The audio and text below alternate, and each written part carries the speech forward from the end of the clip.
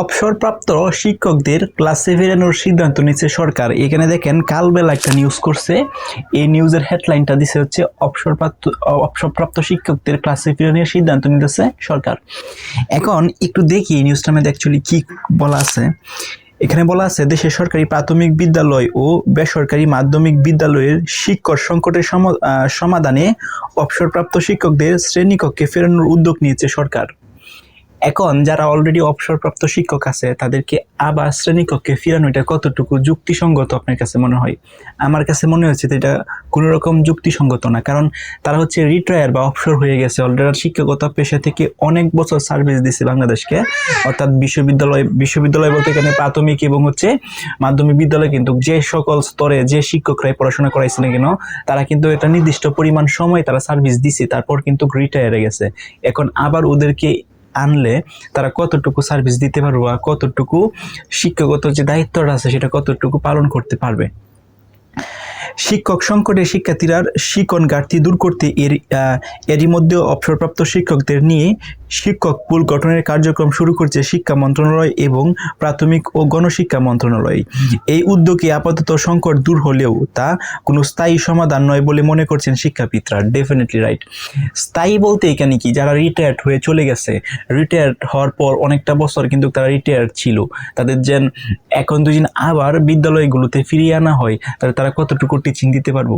So একটা বিষয় দুদিন চর্চায় না থাকে বা নিয়মিত সেটাকে পাঠদান না করা হয়, তাহলে হঠাৎ করে আবার তাদেরকে নিয়ে আসলে তারা কতটুকু টিচিং দিতে পারবে, সেখানে কিন্তু এটাও একটা প্রশ্ন থেকে যায়।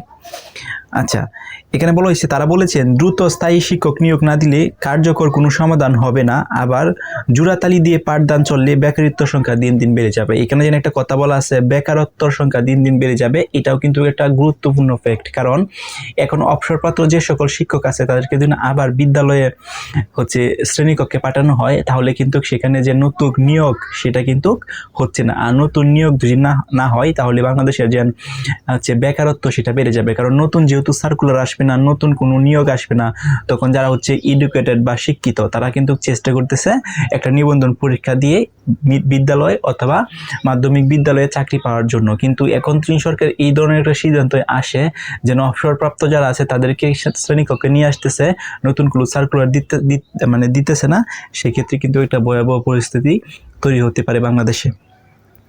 সংশ্লিষ্ট সূত্র ও একাধিক শিক্ষা বিশ্লেষকের সঙ্গে কথা বলে জানা যায়, দেশের অধিকাংশ বেসরকারি বিশ্ববিদ্যালয়ের পূর্ণকালীন শিক্ষক নিয়োগ না দিয়ে অবসরপ্রাপ্ত এবং বিভিন্ন পেশার থেকে খণ্ডকালীন শিক্ষক নিয়োগ দিয়ে পাঠদান চালানো হয়।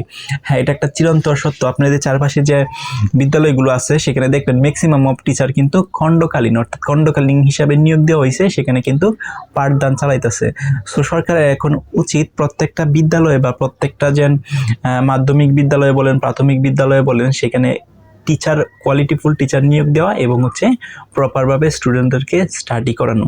সো এভাবে যদি সরকার উদ্যোগ নেয় তাহলে কিন্তু একদিকে যে বেকারত্ব আছে সেটাও কিন্তু দূর হবে, অন্যদিকে কিন্তু কোয়ালিটিফুল টিচারও কিন্তু পাওয়া যাবে। তো ওখানে দেখেন যারা অবসরপ্রাপ্ত শিক্ষক আছে তাদেরকে যদি এখন শ্রেণীকক্ষে আবার পাঠানো হয় তাহলে কিন্তু যতই আপনি বলেন না কেন তারা কিন্তু ভালোভাবে সার্ভিস দিতে পারবো না।